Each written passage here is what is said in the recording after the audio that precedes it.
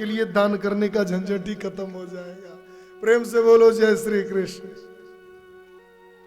अब तो अप्रैल आएगा तब पता चलेगा कि फिर चलेगा कि नहीं चलेगा, वो अलग बात है। लेकिन न करो तो भी इतना तो व्यक्ति के जीवन में धर्म सत्कर्म पुण्य हो जाएगा, जिससे जीव सहज भगवत शरणागति, सहज कैलाशवासी, सहज भोलेनाथ के चरणों का दास बन सकता है। क्योंकि अश्वमेघ सहस्राणि वाजपेय शतानि च कलाम शिव पुराणस्य नारहन्ति खलु षोडशे। 1000 अश्वमेघ यज्ञ, बहुत ध्यान से, 1000 अश्वमेघ यज्ञ करो, उससे जो पुण्य मिलता है, वाजपेय शतानि च, 100 वाजपेय यज्ञ करो, उससे जो पुण्य मिलता है वो समस्त पुण्य एक बार भागवत कथा सुनने के, एक बार शिव महापुराण कथा सुनने के 16वें भाग के बरोबर भी पुण्य नहीं हो पाता है। प्यार से बोलो जय शिव, जोर से बोलिए हर हर महादेव, हर हर महादेव। हाँ, अभी 2 दिन थोड़ा सा उटपटा लगेगा, लेकिन सब ट्रेंड हो जाएंगे। हाँ, अब जय श्री कृष्ण, जय श्री राम, सीताराम कहने की आदत है ना, सो बीच में हर हर महादेव। हमको तो आदत है, हमको तो कोई टेंशन नहीं है, बाकियों को दिक्कत होता है, लेकिन वो भी फिर हो जाएगा धीरे धीरे। हाँ, 1000 अश्वमेघ यज्ञ करो और 100 वाजपेय यज्ञ करो, और केवल शिव महापुराण की कथा सुन लो, उससे कहीं ज्यादा पुण्य हो जाएंगे। क्योंकि शैवम पुराणमिदमात्मविदाम वरिष्ठम शिव्यम सदा परमवस्तु सदा समर्च्यम कितापत्रयाभिशमनं सुखदं सदैव प्राणं प्रियं विधिहरि समुखापराण। श्री सुत जी महाराज कहते हैं कि अहो सोनकादि ऋषियों, शैव महापुराण केवल एक ऐसी कथा है जिसको व्यक्ति यदि सुन लेना तो आत्मविदाम वशिष्ठम, उसकी आत्मा सहज शिव में हो जाती है, सहज शिव स्वरूप हो जाती है, फिर उसको अलग से कुछ करने की जरूरत ही नहीं पड़ता। सदा सेव्यम परमवस्तु सदाम समर्च्यम। एक बार व्यक्ति शिव जी की कथा सुन ले साहब, तो फिर उसका जीवन, उसका चलना, उसका खाना, उसका पीना, उसका उठना, उसका बैठना, हर चीज शिव में हो जाता है। उसकी जिंदगी, जैसे शास्त्र कहते हैं ना, दैवम भुक्त्वा दैवम यजेत, देवताओं के भजन करने के लिए देव बनना पड़ता है। उसी प्रकार एक बार गलती से शिव महापुराण सुन लो, आपका जीवन शिवमय हो जाएगा, आपका जीवन है भक्तिमय हो जाएगा। फिर आप जीवन में कुछ भी करो ना, पाकिट मारिए, वो भी भगवान की भक्ति हो जाएगी। प्यार से बोलो जय श्री शिव, हर हर महादेव। हाँ, एक भगत था, बड़ा मतलब कि वैसा भगत था, बड़ा कष्ट में था। हाँ, और बहुत कष्ट में था, और मतलब कि काशी में ही रहता था। बोले काशी में तो कुछ भी करो, भगवान की भक्ति ही है। बेचारा भूखों मर रहा था। एक दिन रास्ते धर के जा रहा था, बोला कोई खाने पीने का कोई व्यवस्था नहीं हो पाया, और क्या करें, थोड़ा सा चोर था और चोरी भी करता था। अब विश्वनाथ जी के नगरी में तो जिधर जाओ उधर ही सब चारों तरफ शिवलिंग के ही मंदिर है, और शिवलिंग के मंदिर में कोई चोर चोरी करने जाए भी तो मिलेगा क्या? बाहर मिलेगा पत्थर और अंदर भी मिलेगा भोले बाबा। सोचा आज तो हम भूखों ही मर जाएंगे, कुछ खाने को भी नहीं मिला, कुछ ऐसा सोने चांदी हीरे जवाहरात पाकिट मारी भी नहीं हुआ, क्या करें? जैसे तैसे जाकर के भोलेनाथ के मंदिर में, अब बेचारा रात को सोने के लिए बैठा, बोला कि भोले जी के मंदिर में मिलेगा भी तो क्या मिलेगा। राम जी का मंदिर होता तो कुछ मिलता भी, कुछ नहीं तो मुकुट ही मिल जाता सोने का, बाजू बंद मिल जाता, अरे कुछ न मिले तो रेशमी कपड़े मिल जाए, वो क्या कम दाम के हैं? हाँ, 3,500 रुपया मीटर बता रहे हैं लोग। और भोले बाबा के मंदिर में जाओ तो भोले बाबा रेशमी छोड़ो, दुपट्टा भी पहने हैं कि नहीं पहने हैं क्या भरोसा, वो तो बस। अब बोला कि अब क्या, भोले बाबा के मंदिर में जैसे ही बेचारा ऐसे जमीन पर सोया, सो करके सिर के नीचे हाथ रखा, आँख खोला तो देखा ऊपर घंटा लटक रहा था 1.5 क्विंटल का, और वो भी सोने का। उसने कहा हे भगवान, इतने में तो रघुनाथ जी के 4500 मुकुट बन जाएंगे, जितने में कि 1 घंटा लटका हुआ है। मन ही मन सोचा कि सब लोग सो जाएं, 100 घंटा कोई निपटा दे, छोटी मोटी चोरी पाकिट मारी सदा के लिए। तो एक बार ये घंटा हाथ लग जाए, मेरे जीवन भर चोरी करने की नौबत ही नहीं आएगी, फिर तो सभी चोरों को बुला करके सुद पर मैं पैसा खुद बांटना चालू कर दूंगा।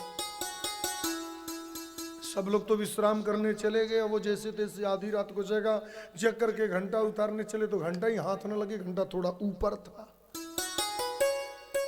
बोला कि ये तो दोहरी मुसीबत हो गई साहब, जैसे तैसे तो काम लायक वस्तु मिला, सो मिलता नहीं है।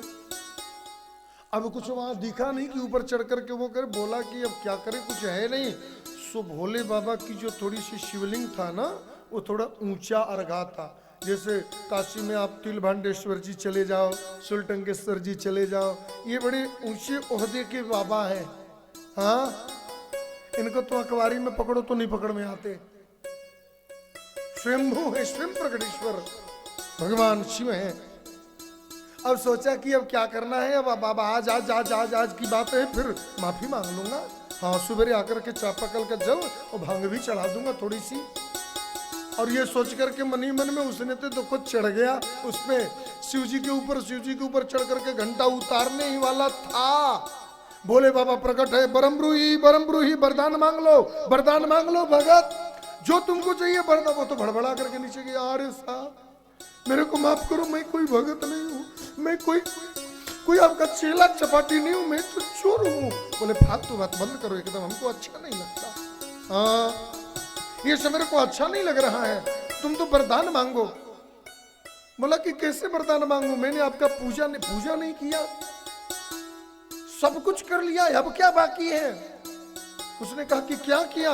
बोले कोई आता है चापाकल का पानी चढ़ाता है, कोई गंगा जल का पानी चढ़ाता है, कोई व्यक्ति गंगा जल चढ़ाता है, कोई वरुणा जी का जल ला करके चढ़ाता है। बड़े श्रद्धा से लोग, मैं तो वरुणा जी का पवित्र जल लाया हूँ, मैं तो शिव जी पे चढ़ाऊंगा, कभी उस जल को खुद भी पी करके देख लिया करो। प्रेम से बोलो हर हर महादेव। इतना प्यारा, इतना पवित्र नदी का जल ला करके चढ़ाया, और इतनी सी काम करके लोग बहुत कुछ मांग लेते हैं। तुम तो इन छोटी मोटी वस्तुओं की तो छोड़ो, तुमने तो अपना सारा जीवन ही मेरे सिर पे रख दिया, अपना तो सर्वस्व ही मुझे समर्पण कर दिया, जो मांगना है तो मांगो। हाँ,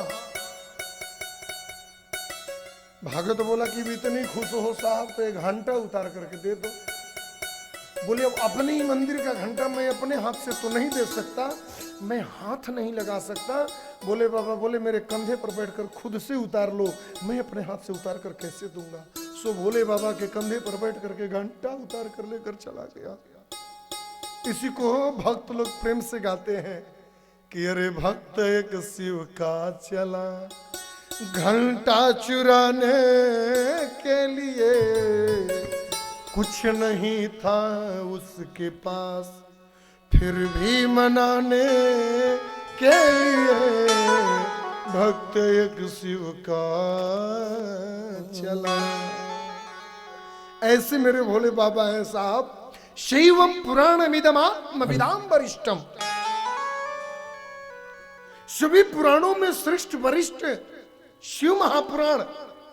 एक बार आत्मसमर्पण करके आत्मसात कर लो, फिर जिंदगी में कुछ भी करने की जरूरत नहीं है, बाबा आपका हो जाएगा सदा के लिए। उसके बाद जीवन में कुछ करो ना करो साहब, सहज शिव की शरणागति और सहज काशी की शरणागति प्राप्त हो जाएगा। जीवन के कितने पाप कर्म दुष्कर्म क्यों न हो, एक शिव महापुराण ही ऐसा है जिस कथा को सुन लो तो जीवन के भुक्ति मुक्ति प्रदायिनी, शिव महापुराण में लिखा है। सभी कथा सुनो ना, उसमें एक ही चीज लिखा रहता है, मुक्ति मिल जाएगी। बाबा बोले कि खाली मुक्ति से काम चली, हैं? अरे इस दुनिया में आए हो तो खाली मोक्ष लेने आए हो? बाबा बोले कि हमारे भक्त भी अड़भंगी, हम हूँ अड़भंगी। इसलिए शिव महापुराण में बाबा ने एक अलग ट्रैक बना दिया।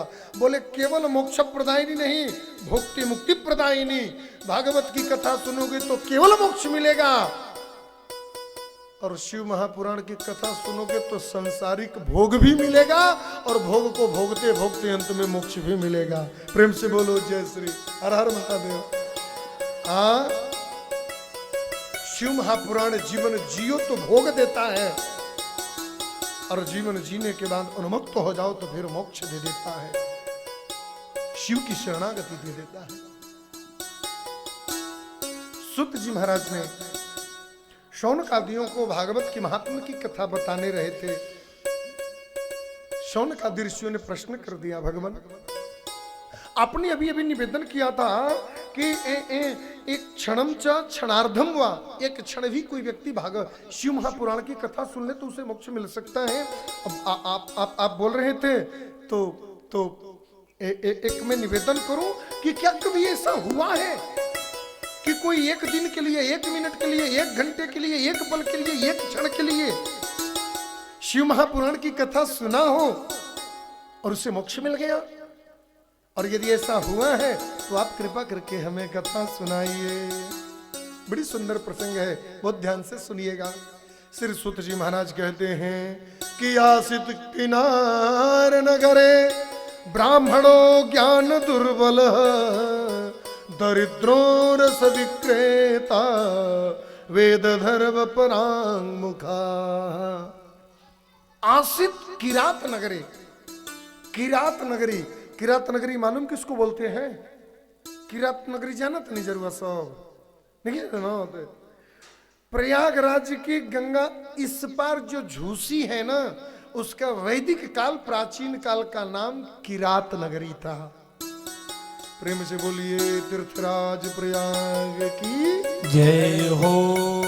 झूसी जो जगह है ना, झूसी, उस झूसी को पहले एक किरात नगरी कहा जाता था। उस किरात नाम के नगरी में एक ब्राह्मण रहते थे, और वो ब्राह्मण थोड़े अच्छे नहीं थे, थोड़े ठीक नहीं थे।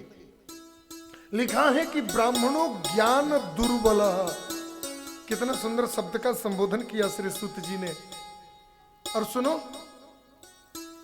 अन्य पुराणों की अपेक्षा एक बात बताऊं, शिव महापुराण के जो श्लोक है ना, वो इतना सरल है कि केवल ध्यान से सुनिए तो उसका अर्थ समझ में आ जाता है। ध्यान से सुनिए तो उसका अर्थ समझ में आ जाएगा। जो एक श्लोक बोल रहा हूं, आप लोग को पूरा अर्थ समझ में आ जाएगा। आसित किनार नगरे ब्राह्मणों ज्ञान दुर्बल, दरिद्रो रस विक्रेता, वेद धर्म परांग मुखा विमुखा। अर्थ समझ में ना आ गई? साफ समझ में सबका अर्थ आ गई। जो ब्राह्मण था ना, वो ज्ञान में बोले तो सीधी सी बात कि वो अज्ञानी था, मूढ़ था, मूर्ख था, और मूर्ख के साथ में वो दरिद्र था। ब्राह्मण जल्दी दरिद्र नहीं होते साहब, लेकिन वो दरिद्र था। ब्राह्मण अक्सर गरीब होते हैं, ये माना जा सकता है, लेकिन ब्राह्मण कभी दरिद्र हो ऐसा नहीं सुनने को मिलता। क्यों? क्योंकि दरिद्रो यस्तु वसंतुष्टो कृपणो यो जितेंद्रिय। दरिद्रता किसको कहते हैं? दरिद्र वो है जिसके जीवन में अरबों है और असंतुष्ट है, तो उसके जीवन में दरिद्रता है। और हमारे को 10,000 रुपए की इनकम है, और उसी में भी मन प्रसन्न करके दान भी हो रहा है, धर्म भी हो रहा है, सत्कार भी हो रहा है, कथा भी हो रहा है, और उसी में अपने जीवन का भरण पोषण भी हो रहा है। उसके जीवन में संतुष्टि जहां है वहीं पर परमात्मा है, और जहां असंतुष्टि है वहीं पर दरिद्रता का निवास करता है। दरिद्रो यस्तु असंतुष्टो। वो ब्राह्मण दरिद्र था। किसी ने पूछा कि दरिद्र क्यों था? क्या उसके पास धन नहीं था? हो सकता है कि धन बहुत हो, लेकिन धन पाने की चेष्टा उसकी अनंत थी, और धन पाने की पद्धति उसकी गलत थी। इसलिए शायद सूत जी महाराज ने उसको दरिद्र घोषित कर दिया। ये पंडित जी ठीक नहीं खाओ। कैसन बना? बोले दरिद्रो रस विक्रेता। रस विक्रेता, रस बेचता था। काहे चीज का? चीनी का रस बेचता था कि गन्ना का रस बेचता था? बोले नहीं, भगवत प्रेम के आनंद के रस का व्यापारी था। सीधा सा पॉइंट की बात करिए ना साहब। कथा को बेचता था, वेद को बेचता था और पुराण को बेचता था।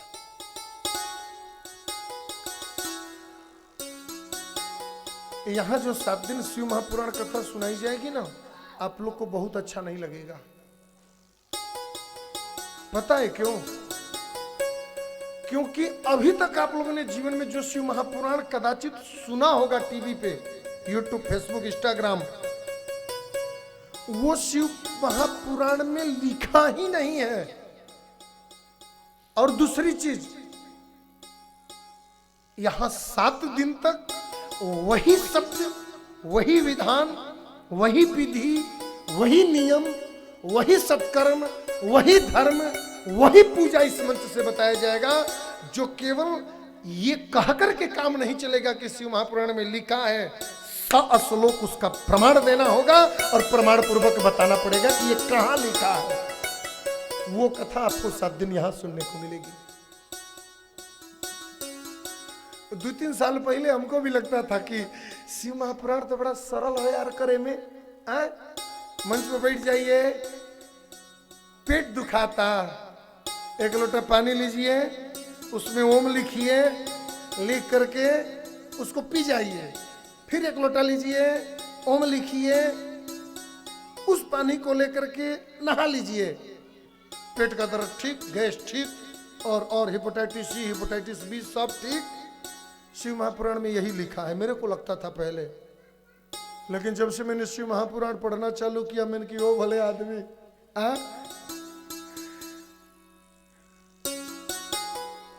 अभी हमारे मोबाइल पर किसी ने एक दिन भेजा था एक छोटा सा वीडियो करके कि घर में कितना भी पुराना रोग हो, कितना भी पुराना कष्ट हो, कमर में दर्द हो, छाती में दर्द हो, सिर में दर्द हो, डिप्रेशन हो, ये हो वो हो, एक नारियल लो, नारियल पर ओम लिखो और ये फलाने क्या तो ऐसे करके बोलो और बोल करके लाल कपड़ा में बांधो, गंगा जी में प्रवाहित कर दो और प्रवाहित करने के बाद में 3 दिन के अंदर घर का सारा रोग खत्म, सारा व्याधि खत्म, सारी दुख दरिद्रता जीवन की खत्म हो जाएगी। और मैंने देखा तो मैंने बड़ा खुश हुआ। हम कहे कि ये मेरे को बड़ा दुख हुआ। जानते हैं किस लिए? कि इतना नारियल आएगा कहां से। लेकिन मुझे एक बात का सुख भी मिला कि चलो भारत का सारा हॉस्पिटल भी आज के बाद बंद हो जाएगा। प्रेम से बोलो जय श्री कृष्ण, हर हर महादेव। एक बात कही दीदी, नारियल ओम बना के गंगा जी में छोड़ला से पुण्य बढ़ी, लेकिन सारा दुनिया के लोगों के रोग ठीक ना हुई। जल में ओम लिख करके पी लेने से मेरी मानो तो अपराध है, एक पाप है। लेकिन कदाचित अन्य किसी पुराणों में, किसी टोटके की किताब में, क्योंकि आजकल तो मंच पर से लोग चाणक्य नीति की कथा सुना करके भी फिर अपना प्रॉपर्टी बना लेते हैं ना लोग, तो ऐसे भी लोग दिव्य महापुरुष लोग हैं। लेकिन ऐसा कहीं भागवत में नहीं लिखा है। मैंने कितनी चीजों को टीवी पर ऐसे यूट्यूब माध्यम से मैंने देखा, तो मैं सोचता था कि क्या वाकई में शिव महापुराण में ये सब चीज लिखा है? देवी भागवत में ऐसी चीजें लिखी हुई है? भागवत की कथा, राम की कथा तो ठाकुर जी की कृपा से वो एक जन्म से रग रग में था, तो कोई ऐसी बात ही नहीं है। लेकिन बहुत कुछ सोचने और समझने के बाद जब इस ग्रंथ का अवलोकन किया गया ना, जब इसको भर नजर देखा गया, तो एक बात तो समझ में आया साहब, और बुरा मत मानिएगा, जो भ्रष्ट होगा ना वही फर्स्ट होगा। सुनने में कष्ट होगा लेकिन उसी में वो भी एडजस्ट होगा। प्रेम से बोलो जय श्री राधे, हर हर महादेव।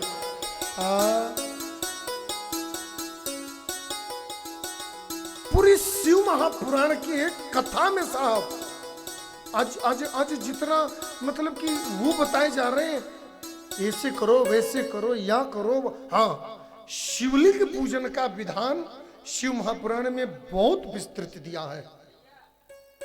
चावल का शिवलिंग बनाओ, बर्फ का शिवलिंग बनाओ, मक्खन का शिवलिंग बनाओ, मिट्टी का शिवलिंग बनाओ, गंगा जल से शिवलिंग बनाओ, नर्मदा जी से शिवलिंग बनाओ, इतने इंच का शिवलिंग बनाओ, इतने मात्रा की शिवलिंग बनाओ, किस किस चीज से शिवलिंग की पूजा करो, बहुत विस्तृत वर्णन है। लेकिन दरवाजे पर ओम लिख देने से सोमवार को जीवन में गरीबी कभी नहीं आएगी।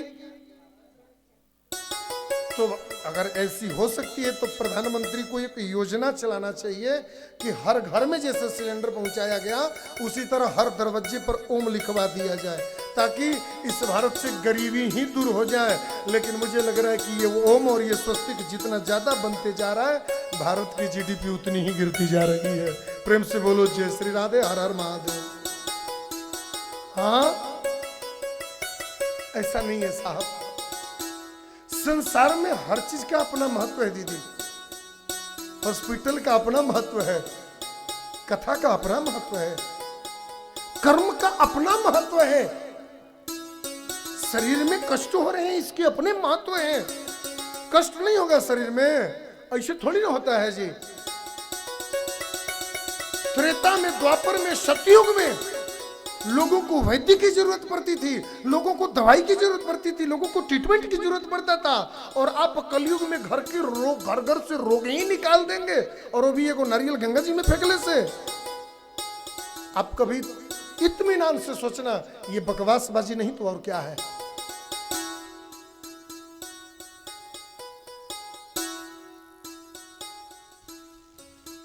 मालिक ने जो वस्तु दिया ना आपको बनाने के लिए, अगर वो चीज उसको बना करके न परोसा जाए ना तो उसको अच्छा नहीं लगता है। घर में खाना बनाने वाली आई है, आपने उसको आलू पराठा और चटनी और सलाद काटने के लिए सामान दे दिया, और वो रोटी और आलू की भुजिया बना करके चले जाए तो बुरा मान जाते हैं लोग। परमात्मा ने आपको शिव महापुराण कथा करने का अवसर दिया है। आप दुनिया की बकवासबाजी बांटने से बेहतरीन है कि भागवत के मूल कथा को करो।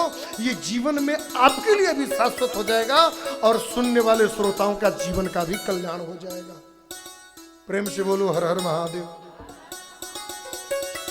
हम इतने पैसे, इतने रुपए खर्च किए हैं, क्यों? इतना बड़ा आयोजन, ये इतने कलाकार, ब्राह्मण, ये टीवी चैनल, लाइव टेलीकास्ट, ये सब कुछ क्यों हुआ है? क्योंकि हम मूल भागवत की कथा सुन सकें। हम अपने भागवत में, शिव महापुराण में लिखा क्या है, शिव महापुराण में कहा क्या गया है, शिव महापुराण में भगवान शिव ने अपने श्रीमुख से कहा क्या है, वास्तव में हम उस मार्ग पर चल सके, ये हम जानने के लिए शिव महापुराण की कथा का आयोजन किए हैं। लेकिन इस कथा में शिव महापुराण छोड़कर यदि सब कुछ कह दिया जाए तो ये तो बिल्कुल अच्छी बात नहीं है।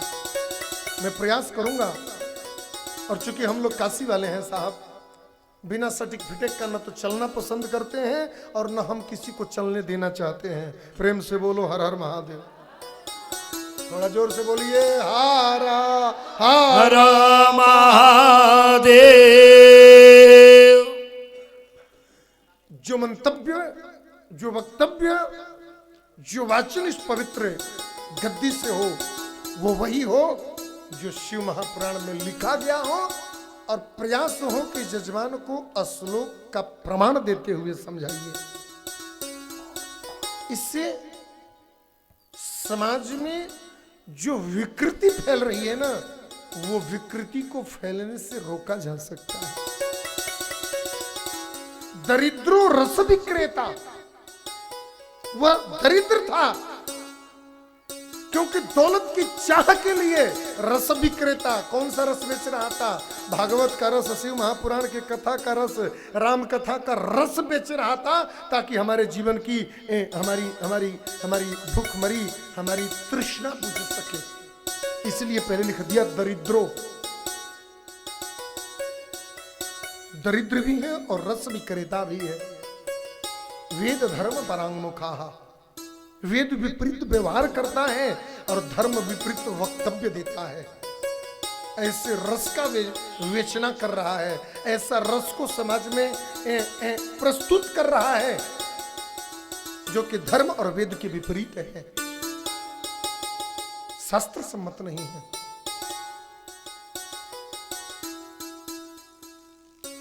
ब्राह्मण था लेकिन ब्राह्मणत्व खत्म हो गया था।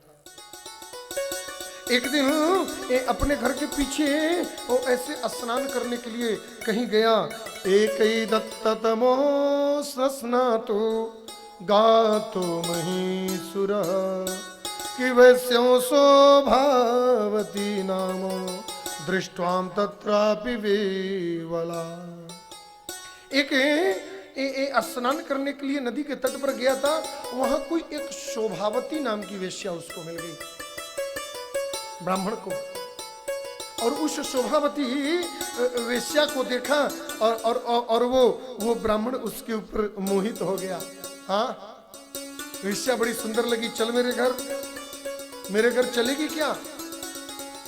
वो वेश्या बोली कि हम तो किसी के भी घर जा सकते हैं, आप ही के घर क्यों?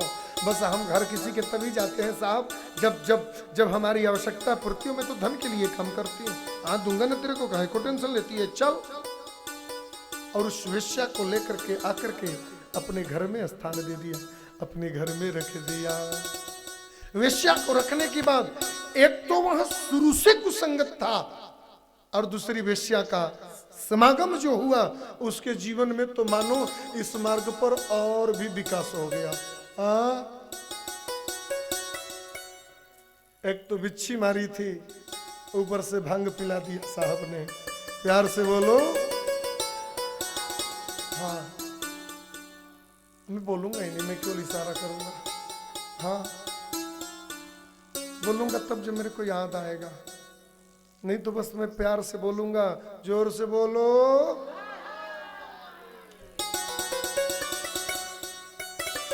वेश्यावृत्ति करते करते करते करते मदिरा पान करने लगा और घर जो किसी जमाने में पूर्वजों के द्वारा देवभूमि था आज वो नरक का अड्डा बन गया साहब।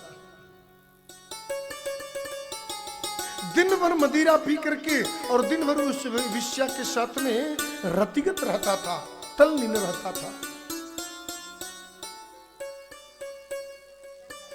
एक दिन वेश्या छोड़ करके चली गई और घूमते घूमते एक दिन वो किसी नदी के तट पर गया।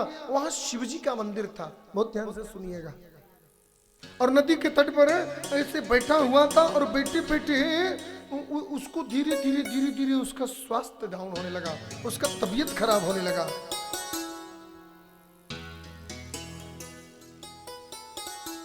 शरीर की उपयोगिता यदि योग के लिए करोगे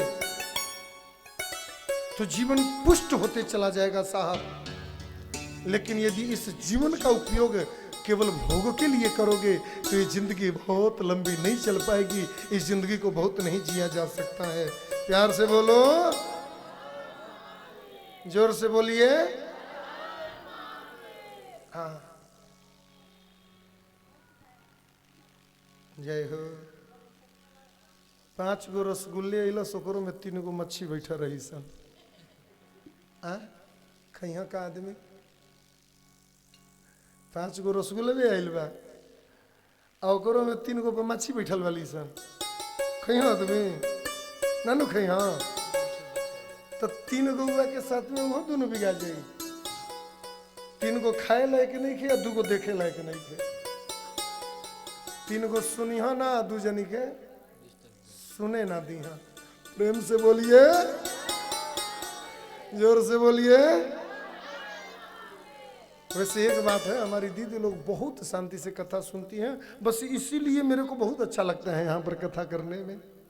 बोले देवराज क्षमा शांते ज्वरेण पीड़ितो मृता वंधो मम भट्टी पाशैर नियोयम पुरो बला।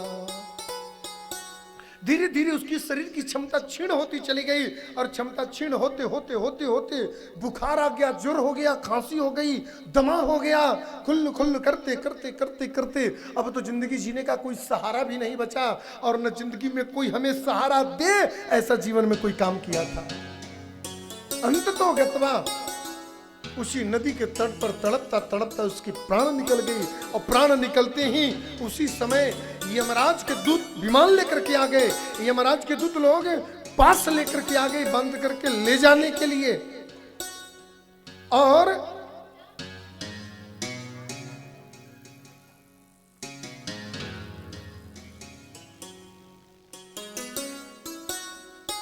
प्रेम से बोलिए भक्तवत्सल भगवान की जय हो।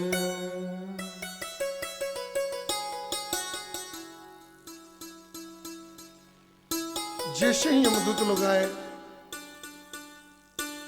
और यमफांस गले में बंद करके डाल करके खींचना चालू किया ही था कि वध्यो यम भटही पाशी नितो यमपुरम बला, बलपूर्वक खींच करके यमपुरी ले जाने के लिए प्रयास करने ही लगे थे। उसी समय भगवान शिव के दूत लोग आ गए, नंदी भृंगी श्रृंगी आदि सब गण लोग आ गए। देवराजम मयामोच विमाने परमद्भुते उपवेश्यम यदा दूता कैलासो गंतु समुत्सुका। कैलाश से नंदी वृंगी श्रृंगी आदि लोग डमरू लेते हुए बजाते हुए हाथ में त्रिशूल लिए हुए बाघंबर पहने हुए बिल्कुल भोले बाबा के जैसा ही स्वरूप बना करके और सब लोग कैलाश से आए करके बोले यमदूत से छोड़ो इसको, छोड़ो, रहने दो। अरे क्यों जी छोड़ का रहे हो, छोड़वा क्यों रहे हो, इसको तो हम ले जाएंगे यमपुरी, इसको ले जाएंगे। तो जीवन में बहुत पाप किया, वेश्यावृत्ति किया है, इसने अपने जीवन में बहुत दुष्कर्म किया है।